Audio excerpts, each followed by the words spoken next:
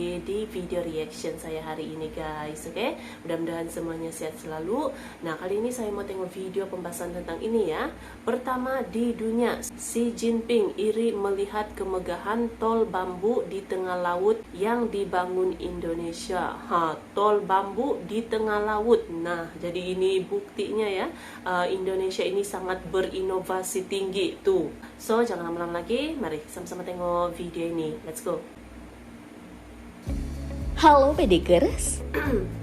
Siapa sangka bambu yang diketahui hanya merupakan bahan mebel dan konstruksi sederhana rumah hunian, di zaman now nyatanya oleh orang Indonesia justru dimanfaatkan untuk membangun jalan tol atas laut. Tak main-main, ide gila orang Indonesia ini sukses teraplikasikan di sepanjang pantai Semarang Demak, di mana nantinya sesuai dengan hasil studi dan pengujiannya, mobil bisa melintas di atas rakit bambu tersebut. Lantas seperti apa fakta orang Indonesia memilih menggunakan bambu sebagai bahan jalan tol laut? Dan seperti apa fakta tol laut bambu tersebut? Berikut ulasannya.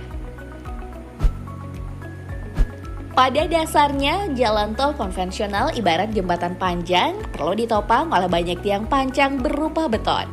Namun, bagaimana jadinya jika tol harus dibangun di permukaan air? Nyatanya, hal itu bisa diatasi berkat inovasi LAPI dari ITB yang dipimpin Insinyur Andi Kurnia Kartawirya. Hanya bermodal bambu, sebuah jalan tol laut sudah bisa mengapung dari perairan Semarang hingga ke Demak. Cara kerjanya pun nyatanya tak serumit yang dipikirkan.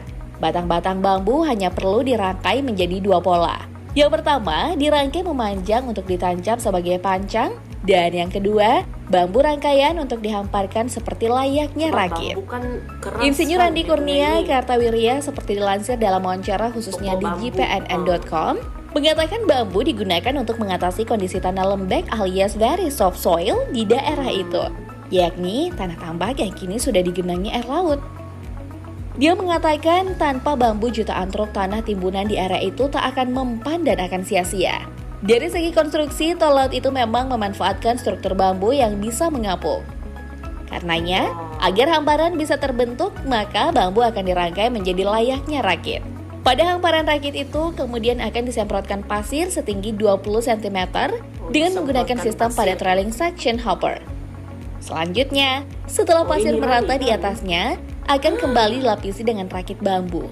Begitu seterusnya hingga 17 lapisan.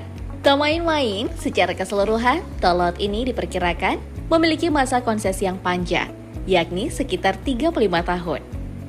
Proyek tol laut Semarang Demak ditaksir akan menelan anggaran 15,3 triliun itu dikabarkan akan menggunakan sangat banyak bambu hingga mencapai 10 juta lebih batang bambu.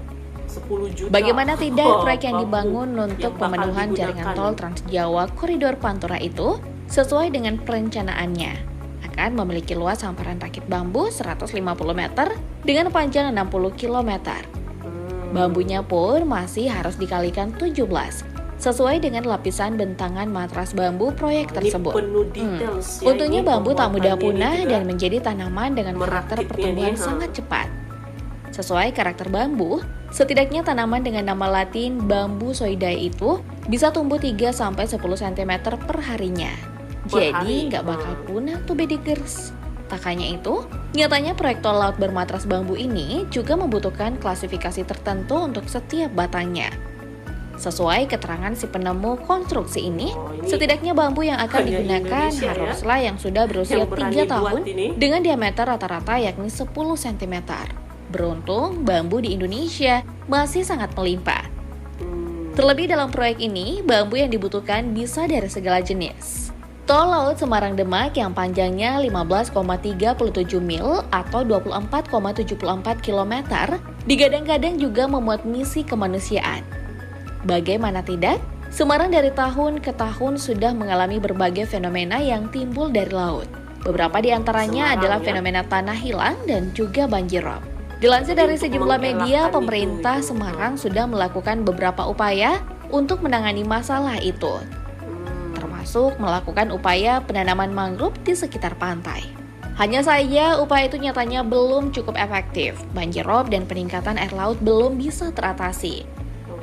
Karenanya sejak awal proyek ini hendak dibangun, Gubernur Jawa Tengah, Ganjar Pranowo memang sudah meminta agar Tol Laut Semarang Demak harus bisa terintegrasi sebagai tanggul laut agar bisa mengurangi dampak banjirop yang begitu merugikan perekonomian di Semarang. Beruntung teknologi matras bambu datang menjadi solusinya, sehingga akhirnya tol tersebut disetujui untuk dibangun.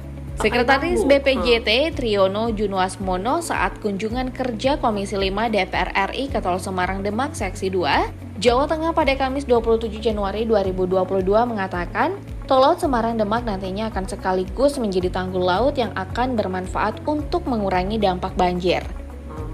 Hanya itu, agar penanggulangan banjir makin optimal, tol laut itu juga akan dilengkapi dengan kolam retensi seluas 198 hektar. Matras bambu yang dilengkapi dengan tiang pancang bambu juga dipastikan akan mampu menahan laju air dan abrasi. Kendati sempat diragukan, proyek tol laut dengan menggunakan teknologi matras bambu akhirnya dikerjakan. Dilansir dari pu.go.id, pemanfaatan bambu sebagai struktur jalan tol Semarang Demak ini digadang-gadang akan menjadi yang pertama di Indonesia.